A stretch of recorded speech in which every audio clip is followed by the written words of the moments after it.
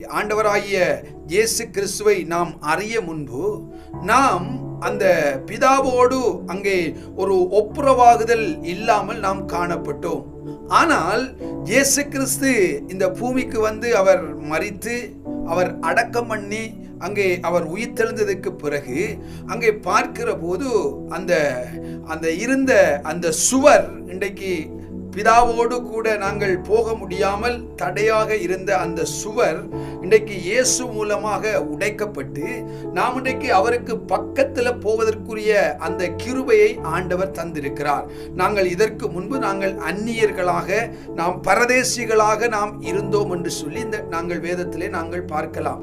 ஆனால் இன்றைக்கு நாங்கள் அப்படி அந்நியர்களாக நாங்கள் பரதேசிகளாக அவருக்கு தூரமாக இருந்த எங்களை இயேசு கிறிஸ்து என்ன செய்தார்?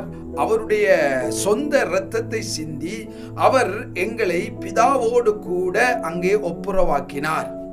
அப்ப ஆதாம் ஏவாள் இந்த உலகத்தினுடைய முதல் மனுஷி அங்கே செய்த பாவத்தின் நிமித்தமாக அங்கே உண்டான அந்த தடை சுவர், அங்கே தேவனுக்கு பக்கத்திலே போக முடியாமல் தேவனோடு பேச முடியாமல் இணைய முடியாமல் இருந்த அந்த சுவர் இயேசு கிறிஸ்து மூலமாக அது உடைக்கப்பட்டு அங்கே அந்த பாவங்கள் இயேசுவின் மூலமாக நம்முடைய பாவங்கள் மன்னிக்கப்பட்டு நாம் இன்றைக்கு பிதாவுக்கு பக்கத்திலே போவதற்குரிய அந்த வாசலை அந்த வழியை இயேசு நமக்கு ஏற்படுத்தி தந்தது மட்டுமல்ல, பிதாவோடு கூட பிரிந்திருந்த எங்களை அவர் பக்கத்திலே கொண்டு வந்து நம்மை பிதாவோடு கூட ஒப்புரவாக்கினார். அப்ப இயேசு கிறிஸ்து அங்கே அவர் எதை செய்தார் என்று சொன்னால், அங்கே ஒரு ஒப்புரவாக்குதலின் ஊழியத்தை அங்கே அவர் செய்தார். ஒப்புரவாக்குதலின் ஊழியம் எப்படி அந்த ஒப்புரவாக்குதலின் ஊழியம் அங்கே செய்யப்பட்டது என்று சொன்னால்,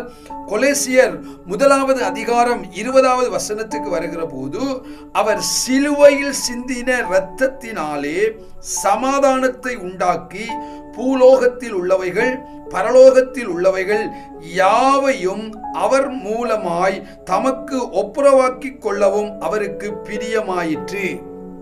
அப்ப இயேசு கிறிஸ்துனுடைய இரத்தம் தான் அந்த ஒப்புரவாக்குதலின் ஊழியத்தை நமக்கு அங்கே ஏற்படுத்தி தந்தது.